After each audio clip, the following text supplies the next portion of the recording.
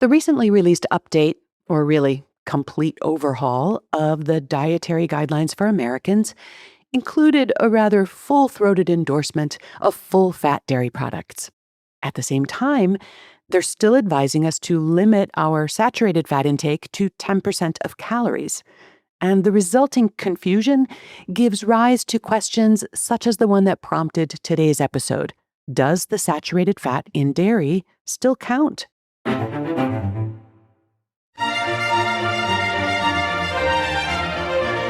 Hello there, you are listening to the Nutrition Diva podcast, a show where we take a closer look at nutrition news, research, and trends to help you make sense of all the information that's out there.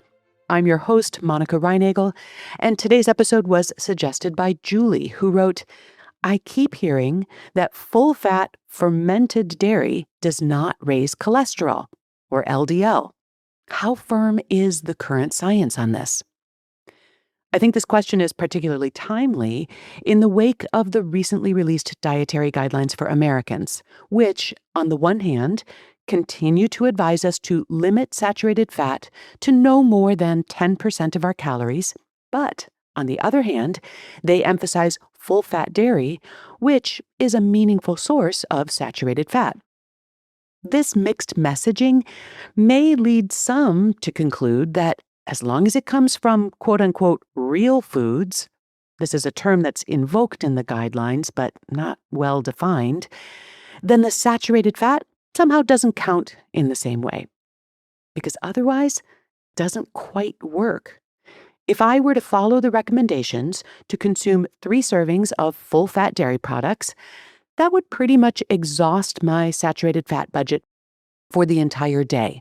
But that's before I've included any of the meat, butter, and beef tallow that they emphasize in their examples of healthy, real foods. So let's take a closer look at this, shall we? There are a few different angles to explore. So we'll start with a closer look at the types of saturated fat in dairy products and how they affect cholesterol. Now, you might have noticed that I said types of saturated fat, and that's because saturated fat is not a single type of fat, it's an entire family of fatty acids. The main difference between the various saturated fats is the length of the chain of fatty acids, and that impacts how the body responds to them. Short and medium chain saturated fats are absorbed and metabolized a little bit differently than longer chain saturated fats, which do tend to have the strongest effect on LDL cholesterol. Now, dairy does contain some of those longer chain saturated fats that can raise your LDL, but it also contains a meaningful amount of shorter chain and the so-called odd chain saturated fats. These don't appear to have the same LDL raising effects, which are associated with increased cardiovascular risk. So this helps to explain why the intake of saturated fat from dairy products isn't as strongly correlated with increased cholesterol or increased cardiovascular disease risk as a similar amount of saturated fat from processed meat or coconut oil. But it's not just what kinds of fats are in dairy, it's also how those fats are packaged and delivered to the body.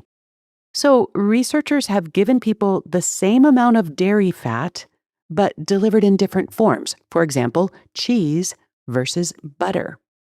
And what they consistently find is that when that fat is eaten as cheese, total and LDL cholesterol rise less than when that same amount of fat is eaten as butter.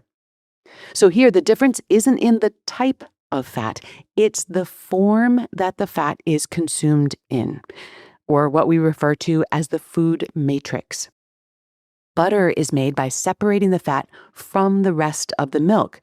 Cheese, on the other hand, retains more of those milk solids, and the result is a more complex matrix of fat and protein and calcium and other nutrients, and that appears to change how the fat is digested, absorbed, and handled by your body.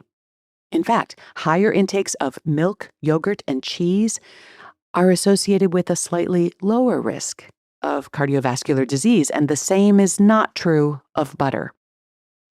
This matrix effect also helps explain why the same amount of saturated fat from processed meats seems to impact heart disease risk more negatively than from minimally processed meat. It's not the fat, it's the matrix. So in this sense, the dietary guidelines are correct to emphasize full-fat dairy and unprocessed meats in place of processed meat.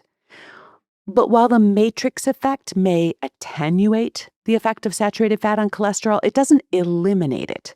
When saturated fat intake goes up, LDL cholesterol levels still tend to go up.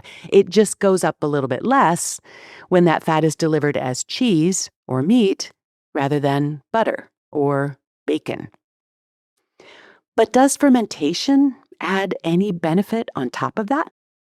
Some studies find that added fermented dairy products, like yogurt or kefir, to the diet is associated with small reductions in LDL cholesterol compared with diets that don't include these foods, even though the total saturated fat intake may increase slightly.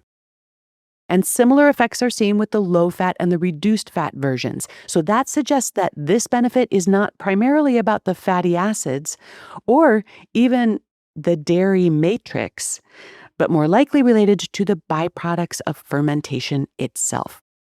Now, that said, this effect is pretty modest. And we're generally talking about plain yogurt or kefir. Once you start to add a lot of sugar, any small LDL advantage could easily be overshadowed by those extra calories and added sugars. So for Julie and anyone else who may be wondering about this, here's my bottom line on this. Although they are relatively high in saturated fats, whole milk and cheese appear to be a bit gentler on cholesterol than other sources of saturated fat. Fermented dairy products like yogurt and kefir may add another layer of benefit, but neither dairy nor fermentation can be considered a completely free pass for saturated fats, especially if you are concerned about your cholesterol levels.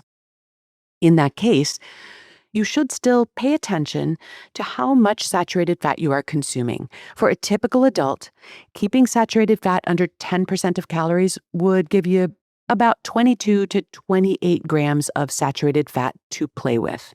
That'll buy you about 3 servings of full-fat milk, yogurt, and/or cheese. But depending on what other types of foods you might want to include in your diet, reduced-fat yogurt and kefir offer the benefits of fermented dairy but free up a little bit more of your saturated fat budget to use for other things. I want to thank Julie for her question. If you have a topic you'd like me to tackle on the podcast, you can email it to me at nutrition@quickanddirtytips.com. Holly Hutchings is our director of podcasts. Steve Riekerbird is our audio engineer. Morgan Christensen heads up podcast operations and advertising. Rebecca Sebastian is our manager of marketing and publicity. Nat Hoops is our marketing and operations assistant. And Maram Elnagib is our podcast associate. Thanks as always to all of them, but most of all, thanks to you for listening.